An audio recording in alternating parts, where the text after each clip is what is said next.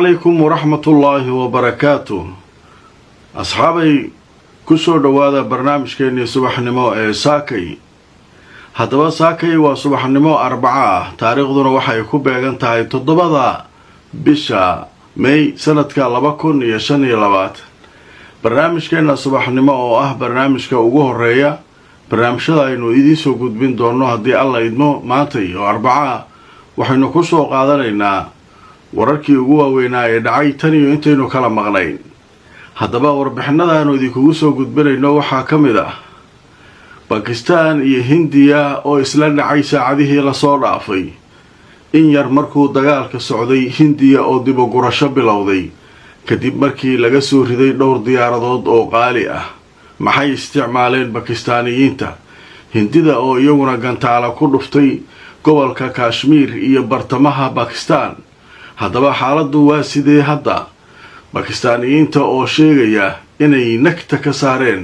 qolyaha Hindida oo ay ku sheegaan mar walba inay yihiin kuwo dab caabuda oo aan diin shaqo ku lahayn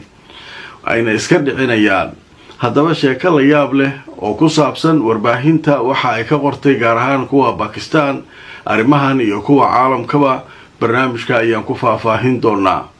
hadalkii Trump ee lama filaanka ahaa ee xalay uu jeediyay maxaa ka soo kordhay kaasoo ku saabsanaa Xuutiyiinta Xuutigu maxay kaga hadleen arrinka oo ay war ka soo saareen cusub Israa'iil oo iyaduna war cusub ka soo saartay arrinkaas barnaamijkan idinku haya Gaza arrimaheeda oo iyaduna warar cusub ay ka soo kordheen marka laga hadlayo islaafsiga maxaabiista iyo gelidda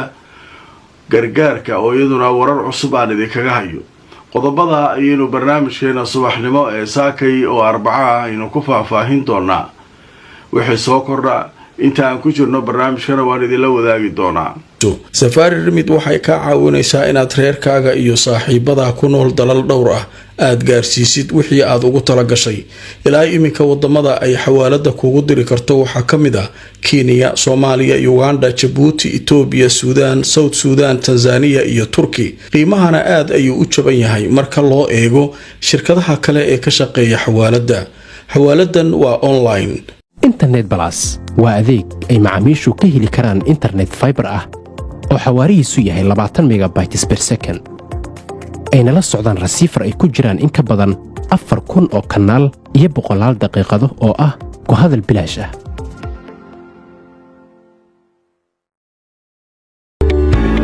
dhammaan bulshada waxaa lala socodsiinayaa gaar ahaan magaalada London in xarunta dhinaca caafimaadka French and Overseas Clinic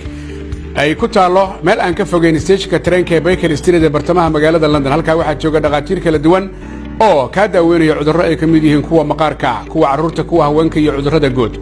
dhaqaatiirta halka ka howlgashay howlwadanaduba waxay diyaar u yihiin inay wixii caafimaad ay kula qabtaan kulanti wanaagsan asxaabay meel kastoo aad joogtaan ku soo dhawaada barnaamijkeena subaxnimo saakay waa 4 waxaynu ku faahfaahinaynaa adduunka maxaa la hadal hayaa saakay haddaba waxaynu ku bilaabaynaa arrinta Pakistan iyo Hindiya Pakistan iyo Hindiya in muddo ah waxaanu maqlaynay oo aan halkan idinkaga soo gudbinaynay waa la isu xidxeedanayaa waxa la celin lahayaa Hindiya oo la leeyahay warka joog ha weeraraya nimankan argagixisa ka buuxda dhulkooda nimankan muslimiinta meesha jooga waxa way waan garaacaya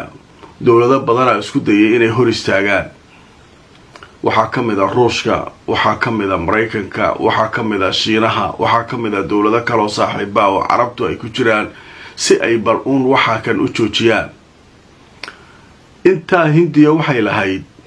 waa garaacaynaa waa dilaynaa waa soo qabanaynaa nimanka argagixisada iyadoo ka careysan dhowr iyo 20 qof oo dalxiisayaal oo lagu dilay gobolka Kashmir dhanka Hindiya ay maamusho waxay ku eedeysay Pakistan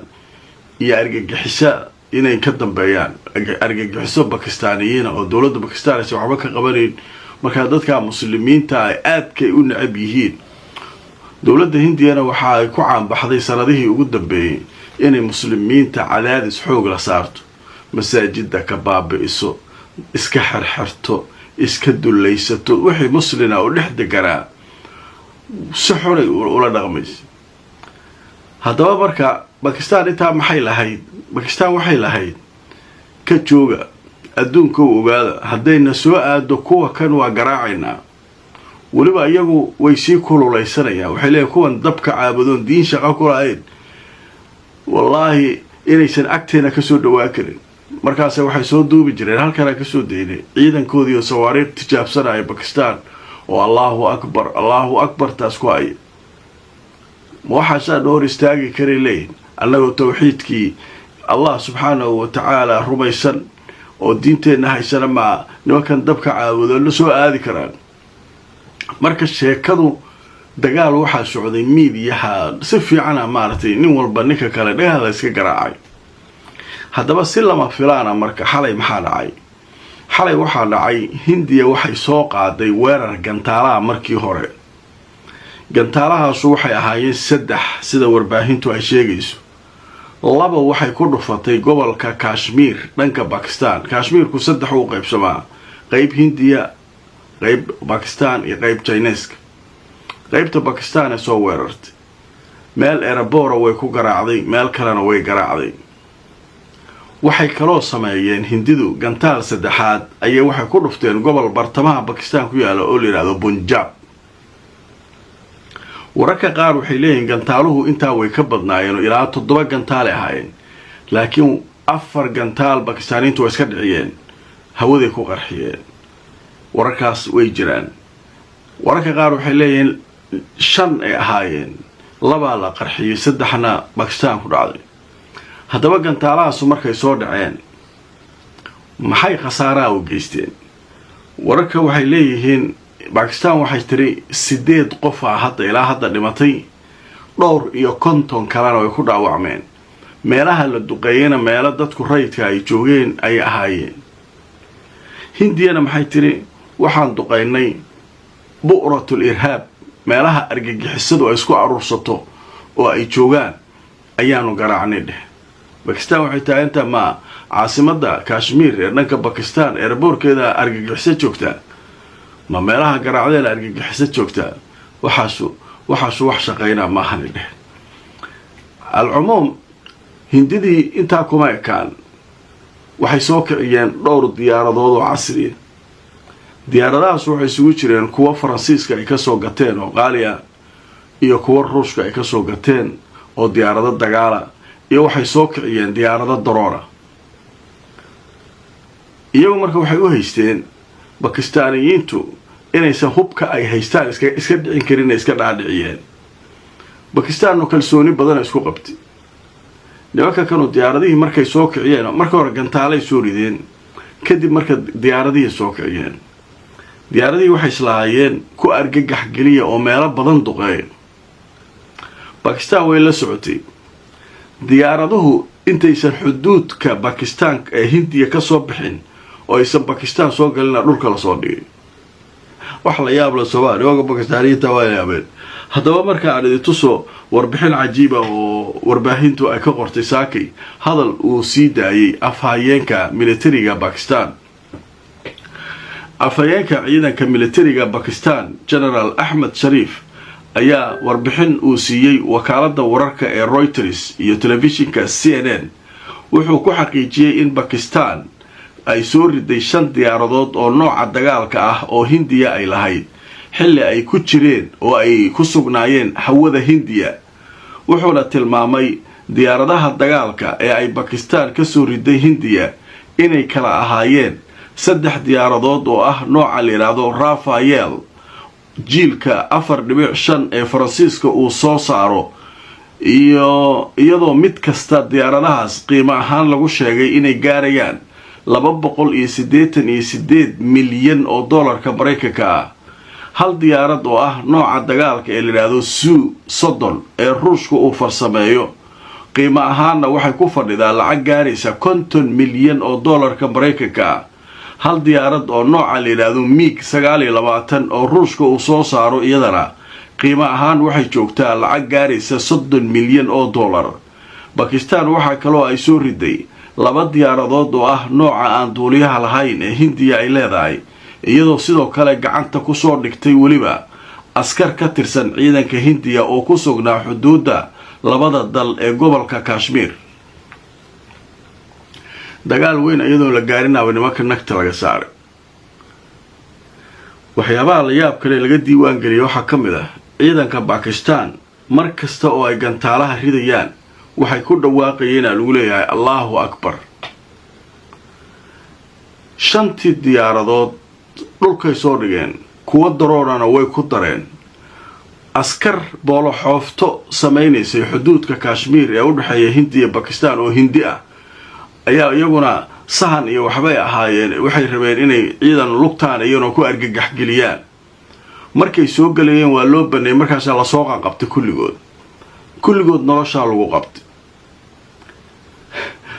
saaki Hindidii fakfakta badnayd waxbaan weeraraynaa muddooyinka warha weerarina, Pakistan ay leedahay war ka jooga la soo aadinina. hadda maxaa warar soo baxay ma garanaysaa? wasiirka arrimaha dibadda ee Hindiya ayaa goor dhow shir jaraa'id qabtay. weerarkii wixii maanta sababta u sameynay argagixisa weerarno dhahay golaha ammaanka arikaasaasan. shalay maxaa saas ugu hadli weyseen aleen? shalay markii adduunka oo dhan idin baryaayay maxaa saas ugu hadli weyseen? marka hadda waxaa leeyahay arintu ha uga sii darinina. nimanka Pakistaaniyiinta leeyahay waxay yiraahdeen soo socda haddii xaalku aan u yaabnana gantaalahooda nuclearka way soo dareeriyeen. nimankii maaragtay Pakistaaniyiinta way habaysteen, meesha mid walba ku dhufan lahaayeen iyo gobol walba ayay ku beegeen. soo socday dheheen. nimankii Hindida marka waxaa leeyahay fakfaktii hore ma jirto. nimankii diyaaradana waa laga soo daadiyey, askar nool waa laga qabtay. xataa Hindida laftirkooda waxay qaranayaan in diyaarada laga soo riday oo duulayaashii iyagoo dhaawaca la qabtay. u fiirsada marka hadda maxaa dhacaya? warbaahintii Pakistan waxay leeyihiin nimankii dabka caabudaya nagtaa ka saarnay maanta. waa sugaynaa haddana inay mar kale soo laabtaan, diyaarado kala soo kiciyaan. markaa ismartiyeenina soo socdaa leeyahay. diyaarad Faransiis leeyahay 288 milyan laga bixiyey oo dhowr xabaa kuwii Ruushka uu sameeyay ka soo gateen 50 milyan 30 milyan oo dollar. kuwii daroonka wixii oo dhan nagtaa laga saaray. marka wararkaas waxay ahaayeen kuwii ugu waaweynaa ee soo kordhay ee dagaalka la sheegayo inuu dhacay. wararka qaar waxay leeyihiin dagaalku dagaal weyn ma ahayn, xogaa maaragtay istijaabis u ahaa, laakiin nimanka Hindida khasaaraha dhabarka loo saariyay. si fiicana nimankii nagta looga saaray. halkaas marka hadda hawshu maree kubaddu waxay taalaa dhanka Hindiya, ayaga goolashii laga dhaliyay. hadda la rabaa inay soo marka soo laabtaan ama inay meeshooda ku joogsadaan, ayaga marka laga rabaa. halkaas marka waa la soconaynaa maalmahan waxay soo kordha, sidaasaan idinkugu soo ururin doonaa, waa idiin soo gudbinaynaa. waxaan u gudbaynaa Trump hadalkii uu xalay sheegay. xalay barnaamijkayga xalay inta daawatay way daawadeen, inta kale way daawan doonaan. waxaynu kaga hadalnay ninka Trump ah isagoo la fadhiya ra'iisul wasaaraha Canada ayuu laba hadal oo la yaab la jeediyay. adduunka markaas ku baraarugay, waaba la yaabay. wuxuu yidhi annaga iyo Xuutiga ma weerarayno Xuutiga, sababtoo ah Xuutiga waxayna weydiisteen inay dagaalka iska dhaafeen, annaguna ma weerarayno. sheekadaasu waa dhammaynaynaa uu yidhi, hawshaa halkaas ku dhammaanaysa. Xuutiga maraakiib dambe oo Maraykanku leeyahay ma soo weerarayaan, badda cas okay waaye, annaguna dagaalka waa ka dhaafin. warka labaad uu sheegay waxay ahayd, haddaan dib idin xusuusiyo, wuxuu yidhi war weynaa dhici doona inta aanan tegin maaragtay bariga dhexe oo Sacuudiga, Qatar, Imaaraadku tegi doonaa, Israa'iil ma tegayuu dhahay. marka saddexdaasaan tegi doonaa uu yidhi. saddexdaas intaana tegin war weyn aa dhici doonuu leeyahay. warka weyn muxuu yahay? ninkan wariyaashii xataa waa wareeriyey, dadkii dhan adduunkii dhan waalay. markaasu wuxuu leeyahay weliba warkaasu intaanan bixin u dhici doona, asa isniintu ku wajahan yahay soo socotaa inuu tago halkaas 13 ilaa 16 bisha ayaa u ballansan inuu socdaal ku tago Sacuudiga, Imaaraadka iyo Qatar. marka sheekada markay soo baxday Israa'iiliyiintii waa shoogeen laftirkoodu. markaas waxay leeyihiin war annagu ninkan maba nagu wargeline goorma Xuutigaasi heshiiyeen. Xuutiga see ula heshiinaa? Xuutiga hadduuba gantaalo cusub u samaysanaya dhulka hoostiisa, kuwii hore maadaama uu ku shaqo galay oo xoogaa ka yaraadeen oo dhowr tobanaan hadda ay usoo hartay, in kaloo sii samaysanayaaba markaan jaanis ku hayno waaye waa qaylinayaan Trump ma dhageysanaya hawshaas hawl kaloo iska wataa marka warar kala soo baxay leeyahay muraasalaadka ama inay wax isdhaafsadeen Xuutiga iyo maartay iyo Mareykanku way jirtaa Xuutigu way hadleen waxay yiraahdeen waxa uu sheegay ninka la Trump dabarjabay ku tahay Netanyahu ayagiya kala shakiyay dhaheed marka Netanyahu waqtigu iscasili lahaa ayaa la joogay laakiin annagu mid ogaaday dhaheed annagu Gaza waa caawinayna macnaheedu maxay tahay awalba dagaalka maxay u soo galeen haddana waxyaabaha la yaab kale ee dadka falanqeeyaashu ay hadalka Trump ay ka dhadhansadeen waxaa ka mid ah in Mareykanka maraakiibtiisu ay iska daynayaan marka nimankan Xuutiga ma Mareykanka iska daayeen oo heshiis la galeen Israa'iil maxaa loogu soo dari waayay oo loo dhihi waayay maraakiibta Mareykanka iyo Israa'iil awal ma kala hari jirin hadda marka sheekadaas way jirtaa dhanka kale warar kala soo baxay leeyahay saldanada Oman ayaa iyaduna waxay xaqiijisay inay Mareykanku muddooyinkan ay maartay ay wada hadallo isaga kala dab qaadaysa iyaga iyo Sanca macnaha Xuutiyiinta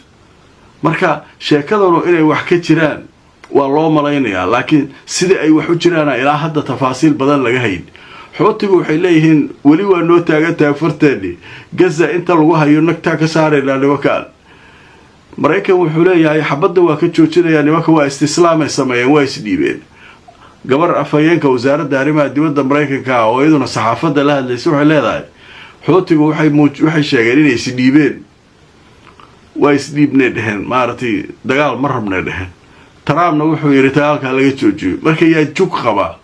meeqa diyaaradood hal diyaarado 300 iyo xoogaa joogto dhowr iyo 20 xabaa laga soo riday Mareykanka 300 iyo dhowr iyo 30 milyan oo dollar qasaaro waa jiifaa markabkiisii weynaa ee diyaaradaha nagta laga saaray diyaarad kale oo iyaduna qaali ahoo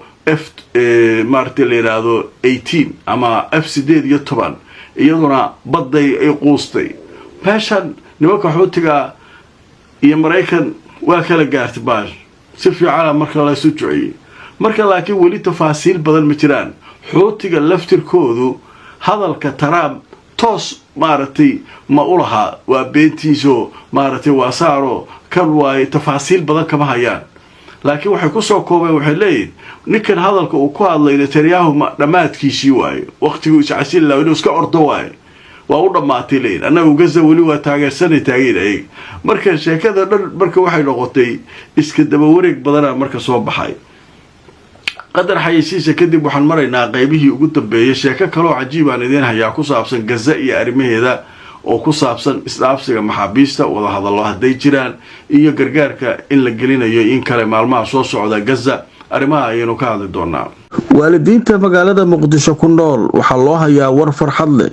waxa laga furay wadada Sodonka X Hotelkii Caamir macahad cusub oo lagu magacaabo Beacon International Academy waxa jooga macallimiin aqoontoodu sareyso dibaddana lagaaga keenay cunugaagu wuxuu fursad u helayaa inuu helo waxbarashada caalamiga international GCSE-ga shahaadadiisu waxay noqon doontaa mid la aqoonsan yahay sidoo kalena uu jaamacado dunida uga heli karo wax loogu talagalay macadkan caruurta dibadaha ka soo noqday inay waxbarashadooda sii wataan oo ay kaga faa'iideystaan sidoo kale fursadan waxa ayna ka faa'iideysan kara caruurta gudaha oo iyaguna fursadan ka heli kara waxbarasho tayadeedu sareyso haddaba isqoristu way socotaa hore u gaar macadkan cusub ee Beacon International Academy sharikadda Imara Luxury Homes waa sharikad guryaha casriga ka dhista magaalada Nairobi ee dalka Kenya haddana waxa ay ka wadaa dhismaha loo yaqaan The View xaafadda Backlands jidka 6 Avenue City Park dhismaha The View waxa uu leeyahay adeeg kasta oo asaasi ah waxaana uu ka kooban yahay sida 2 qol 3 qol 4 qol iyo waliba qolkii shaqaalaha iyo 4 qol oo 2 dabaq oo isdul saaran waa nooca loo yaqaan duplex haddaba imika waxa socda barnaamijka sharikadu ay u bixisay 90 days promotional kaasoo la magac baxay hoyga waa muhiim hanti yeelo waana qiimo dhimis 50% kala xiriir telefoonada shaashada kaaga muuqda كبروا مركز كدار التقوى قرآن كريمك هجادة علوم الشريعة لغة عربية تربية أولاده هب عصرية أونلاين وحفاظها هنا كلا حديد نمبر الشاشة كاغا مغلا kulanti wanaagsan asxaabay meel kastoo aad joogtaan kusoo dhawaada barnaamijkeena subaxnimo saaka waa arbaco waxaynu maraynaa qaybihii ugu dambeeyay barnaamijka haddaba qaybtan waxaynu ku faahfaahinaynaa ergeyga Trump u qaabilsan bariga dhexe Witkoff ayaa isaguna hadal soo saaray wuxuu yiri Trump inta aanu tagin aan maalmahan haysata Trump inta aanu tagin bariga dhexe ayaa heshiis laga gaari doonaa arinta maxaabiis isdhaafsiga iyo arimahan Gaza heshiis weyn ah dhici doono waxa kaloo dhici doonto dhahay haddaysan intuu tagaya uusan dhicin intuu joogay dhici doonaan macnaha inta uusan bixin ama inta uu weli bariga dhexe joogo ayaa hawsha la qaban doonaa tafaasiil badanna marka kama bixinin sheekada iyo waxa ay noqon doonto dhanka kale waxa leeyahay Mareykanku waxay dhanka kale laga soo xiganayaa mas'uuliyintooda waxay leeyihiin waxa dhici doona in gargaar la geliyo oo arin weyn ah dhici doonto oo in gargaarka loo fasaxi doono Gaza la gelin doono sheekada ayaguna waa laga socod marka ma gargaarka kaliya waxa la leeyahay mise isdhaafsi maxaabiista jira dhanka kale ninka Witkoff la leeyahay wuxuu leeyahay Israa'iil waa dal madax banaan Trumpna uu taageerayaa arimooda iyo go'aamadooda haddana iyaga u madax banaan u leeyahay marka sheekadii dhan marka wixii dhan isku noqdeen wax meel loo raaca aan lahayn nin walba wuxuu rabo iska sheegaa Trump ugu horeeyo wuxuu rabo tuuraya qolooyinka uu magacaawday waxay rabaan iska sheeganayaan sheekada marka intaas ayay maartay ay maraysaa haddaba wixii soo kordha waa arki doonaa faahfaahin badan baa wali waxyaabo badan baa isku qasqasan oo u baahan in la sii turxaan bixiyo oo la sharaxo haddaba hadday wax ka soo kordhaan dhammaan arrimaha aynu ka hadalnay barnaamijyada dambe ayaa idinkula wadaagi doonaa barnaamijkayga subaxnimo saaka oo arbaca waa naga intaa hayloobin barnaamijka inaad like gareyso oo share gareyso commentiska iyo fariimahuna waa muhiim noo soo qora aragtidiina iyo fakarkiina qodobka aad is leedihiin waad ka dhiiban kartaan aragti haddaad ku cusub tahay subscribe-ka ka hayloobin channelkeena youtube-ka Nadara TV sidoo kale haddaad ku cusub tahay page-keena Facebook-ka Nadara Show fadlan follow garay inta aan mar kale kulmayno asxaabay meel kastoo aad joogtaan nabadgelyo